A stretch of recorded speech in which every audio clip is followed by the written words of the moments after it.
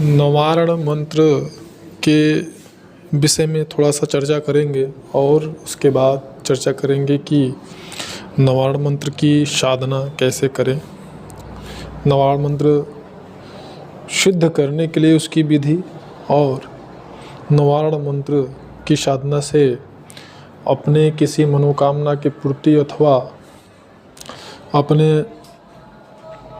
समस्या के समाधान हेतु नवारण मंत्र का किस प्रकार प्रयोग करें। जैसे कि आप लोग जानते हैं, सामान्यतया 9 अक्षरों का होने के कारण हम मंत्र को नवारण मंत्र कहते हैं, 9 अक्षरों वाला मंत्र।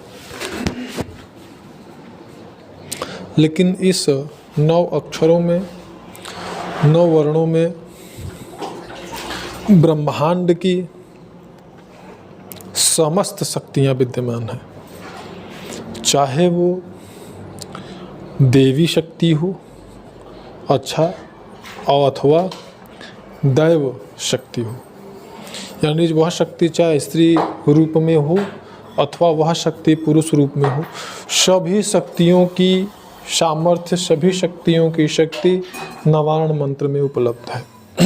और नवारण मंत्र से हम अपने सभी 9 ग्रहों को कंट्रोल कर सकते हैं, सभी 9 ग्रहों के दोषों को संतुलित कर सकते हैं, उन दोषों से छुटकारा प्राप्त कर सकते हैं। जिस प्रकार से किसी भी व्यक्ति को अगर कहा जाता है राहु का दोष है, मंगल का दोष है, काल सर्प योग है, अकाल मृत्यु का दोष है, इस ग्रह के कारण, उस ग्रह के कारण, ऐसी परिस्थिति में नवारण मंत्र का अनुष्ठान अत्यंत महत्वपूर्ण हो जाता है। यहाँ तक कि अगर ये कहा जाए कि पूरी की पूरी दुर्गा सप्तशती का जो पाठ है, पूरा का पूरा जो दुर्गा सप्तशती विषय है, वह सिर्फ और सिर्फ नवारण मंत्र की ही व्याख्या है। यह कहना गलत नहीं होगा। और अगर आप देखेंगे जिस प्रकार से पूरे सप्तशती का संक्षिप्त रूप सिद्ध कुंजिका स्तोत्र को कहा जाता है, तो जिस बात को हमने कहा, इस बात को सिद्ध कुंजिका स्तोत्र सिद्ध करता है कि ये बात सत्य है।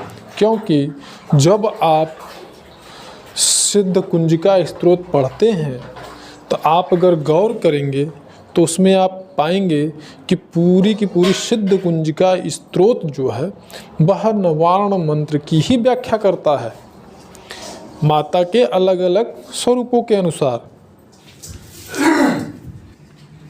इसलिए जबकि हमने जो कहा कि पूरा दुर्गा सप्तशती नवारण मंत्र का ही संक्षिप्त रूप है, तो यहाँ पर मैंने आपको बताया कि सिद्ध कुंजिका इस बात की पुष्टि करता है, इस बात को सत्य सिद्ध करता। तो नवारण मंत्र बहुत ही पावरफुल और कह सकते हैं सभी शक्तियों का एक स्रोत है, एक केंद्र है, जहाँ पे सभी शक्तियों को, सभी सामर्थ्य को आप प्राप्त कर सकते हैं, जो कि सभी व्यक्तियों की मनोकामना होती है। चारों सामर्थ्य प्राप्त करने की, धर्म अर्थ काम मोक्ष, इन सभी को प्रदान करने में इस नवारण मंत्र सक्षम होता है। किसी भी प्रकार की ग्रह बाधा को, ग्रह दोष को दूर करने में नवारण मंत्र सक्षम होता है। इसकी हर एक समस्या के लिए अलग अलग विधियां बताई गई हैं और उन विधियों के अनुसार ही उस समस्या का आप समाधान कर सकते हैं। हमने बहुत बार ये बताने का प्रयास किया है, अलग अलग स्तोत्र, चालीसा इत्यादि को भी और मंत्र को भी, कि जिस प्रकार की हमारी समस्या होती है उसी प्रकार से, उसी संयम से, उसी प्रकार की विषम जो है नियम संयम का पालन करते हुए अथवा कठोर नियम संयम का पालन करते हुए जब हम उसका अनुष्ठान करते हैं तभी जा कर के हमारी वह उन समस्याओं का समाधान हो पाता है। अन्यथा आप करते रहें, आपकी समस्या का समाधान नहीं होगा। बाद में आप कहेंगे कि हाँ, इससे हमें कोई लाभ नहीं हुआ। अब यहाँ पे हम बात करते हैं कि निवारण मंत्र की उपासना जो है स्त्री और पुरुष दोनों कर सकते हैं और गृहस्थ व्यक्ति भी कर सकता है, साधु सन्यासी भी कर सकते हैं। यह एक ऐसा मंत्र है जो कि हर प्रकार के व्यक्तियों के लिए जो है सुलभ है और करने के लिए जो है किसी प्रकार की कोई पाबंदी नहीं है। अत्यंत उग्र होने के कारण थोड़ी सावधानियों का पालन करना ज़रूरी होता है।